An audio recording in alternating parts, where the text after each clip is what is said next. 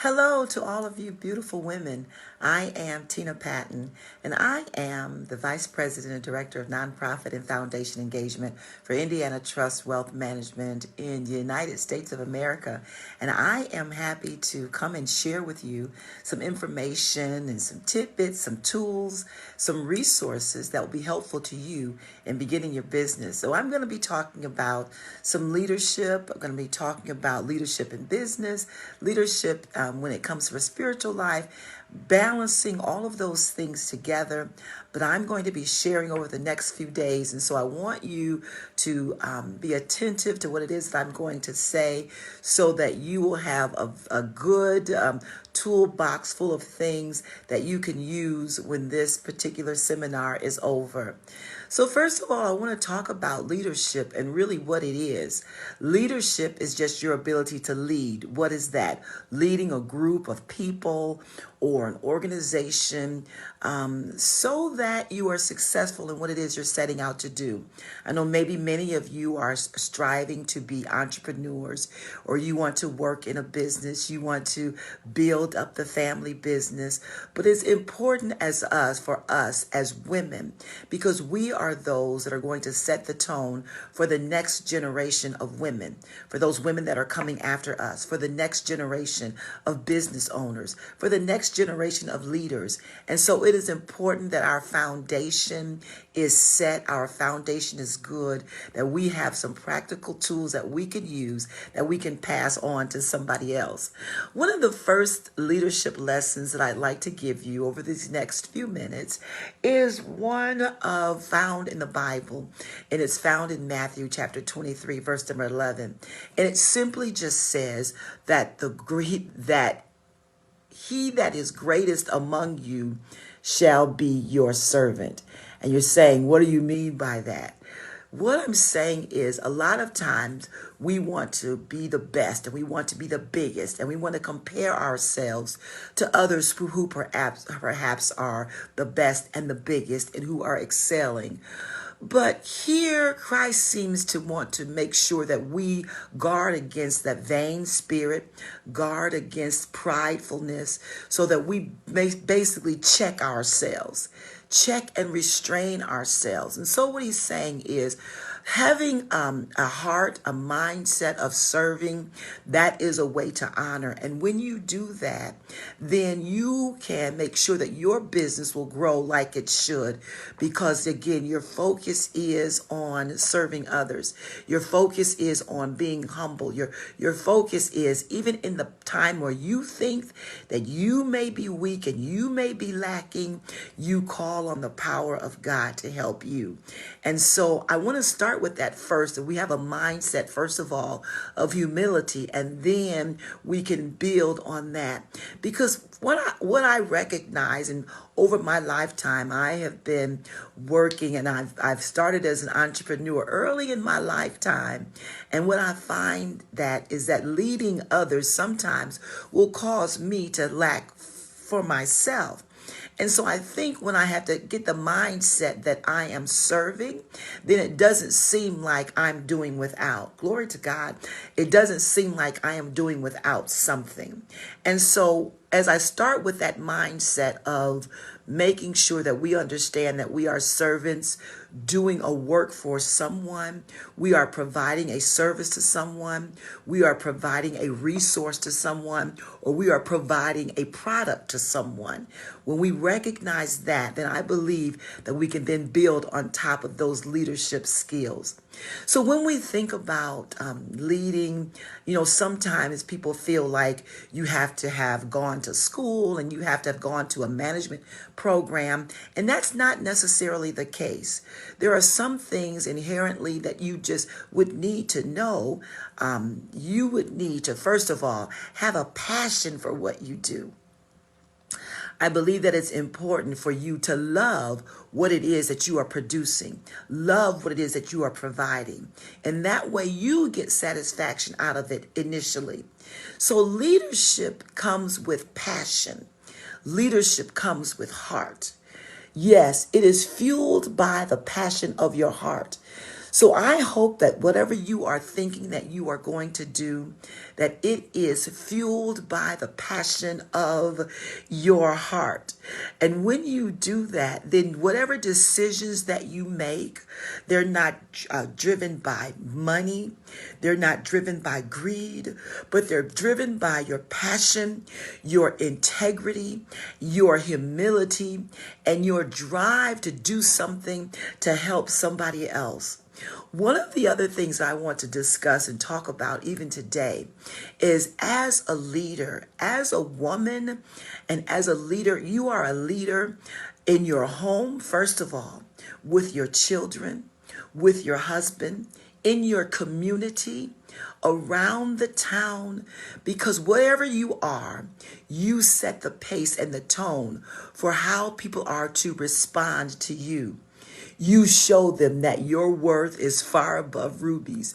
You show them, based on your integrity, that you know who you are and what the plans that you have are plans to impact somebody else's life. So I will say to all of us as women leaders, what we ought to strive to do is to be influential. Be influential within our homes. Yes, even with our children, with our neighbors, with our relatives. And the way that we are influential is by having information and knowledge. And I am really excited that you all are sitting here in this setting, getting information, gaining knowledge, that you can be influential wherever you go. It's your leadership skills and your influence that helps you to set yourself in a position where people will then come to you for whatever resource or product that you are offering. And as you are being influential in your roles, being influential in your communities, then you will have success wherever you go. We have to look at, and I'll just talk about this for a second, but here in the United States, we have a magazine called Forbes, and Forbes lists influential women. And these are women all over the world. And the first most influential woman that it lists is Kamala Harris, who is the vice president of the United States of America. It goes on to list doctors and lawyers. It lists CEOs. It lists bank presidents, prime ministers, research analysts, all of these women who inspire others to follow them, inspire the next generation of leaders. And I am excited this afternoon that even in front of me, even in front of Elizabeth here, we have future leaders who will inspire the next generation. We have future homeowners. We have those, yes, who will go to market. Those, yes, who will build things and make things and have witty inventions and creative ideas, who will write books, who will be teachers, who will be librarians, who will help to teach the young people. We have those who will impact so many people, and they're right here in the room that you're sitting in. And I want you to look around right now and see all of the influence that is here. We've got to be influential. Being influential, yes. And the way that we do that is not by trying to be like anybody else. As a leader, you have to stick out. As a leader, you are unique. As a leader, you will apply your own leadership style. As a leader, you will do that. And that's how you become effective. You become effective by applying what it is that someone teaches you to what you know, and then building up on that. You are a learner. Yes, you have to have the discipline to build relationships, discipline to build your skill set. It would be very easy for you to just want to begin your business, to just start out and just go to the market with your business. But it's much better when you are able to sit and get some information from someone who, first of all, maybe has done it before, and perhaps you can ask questions about that.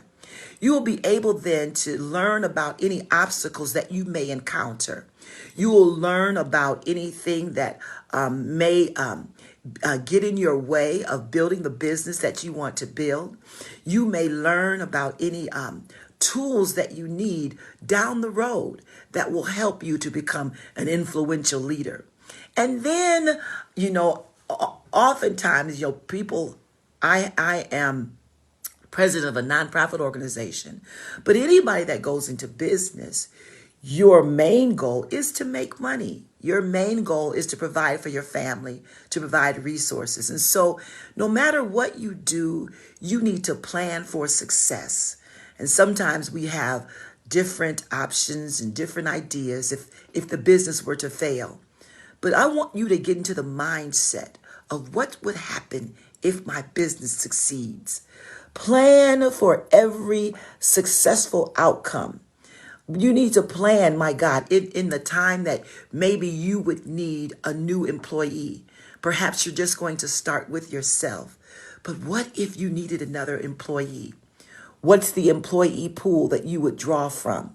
Would you use your children? Would you use a neighbor? You have to understand, yes, that even to that, there are some costs to it. And let me just say this one thing to all of us as leaders, and I can talk about this a little bit later when I talk about the business aspect of leadership, and that is don't despise small beginnings. There are many people that are multi-millionaires and billionaires even currently, but they started their businesses small. They may have started along the road. They may have started here in their garages. They may have started out of the trunk of their car. They may have started just on the side of the street. But their business, their product was so good and that people saw a need for it and they stuck with it. As a leader, yes, as a leader, you have to stick with it. Have the fortitude to stay with what it is that you are producing and what it is that you are providing. And when you do that, yes, people then will see what you have and you will gain the respect of those who are around you. You got to be able to know that, yes, you can't see the future, but you can see the things that are coming. When you see that there is a roadblock, when you see that there is a time that maybe you need to slow down, you can do that. And the one thing I will always say as I kind of bring this video to a close is that make sure you surround yourself with people who are able to help you. And I always pray this prayer that God gives me the people who have the power, the ability, and the influence to help me. You have to surround yourself with the right people in the industry that you are in, because you need a team to work with you. Oftentimes, as women, it's difficult for us to sometimes get a group of people who are able and willing to help us. But we've got to do it. We've got to, as women, learn how to connect. We've got to connect with one another on all types of levels. And I'm not talking about gossiping or talking about other friends, but I'm talking about true support, true women that can uplift, encourage, and empower you to do something great.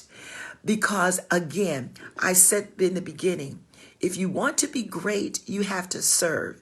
And sometimes in serving, that means that someone needs to tend to your needs as well. And that someone sometimes has to be you.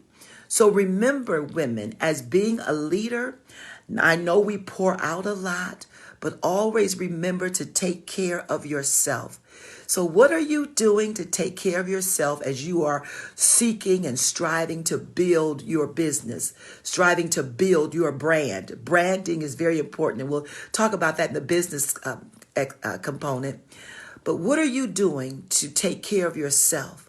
Make sure that you take some time, to meditate, that you take some time to get some good rest.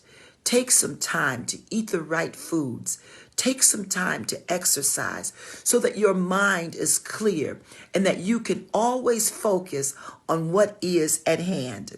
Yes, and as you are taking care of yourself, I will close this particular segment by just saying, as a leader, you've got to commit to being a transformational leader. You've got to commit to being one who will make a difference wherever you go. You've got to commit to being a change agent. Whatever it is that you want to produce, whatever it is that you want to provide and supply to someone else, make sure that thing is going to change somebody's life. So whether you are providing food services for people who perhaps cannot eat, you are changing their lives. You are making sure that they are nourished. Yes, you are doing that. And so therefore, you are inspiring someone to do the same thing. And whether it is, maybe you're providing beauty supplies and you are allowing women to feel beautiful within themselves. Maybe you are providing, yes, just some counsel for women that not only on the outside that they need to feel beautiful, but perhaps on the inside as well.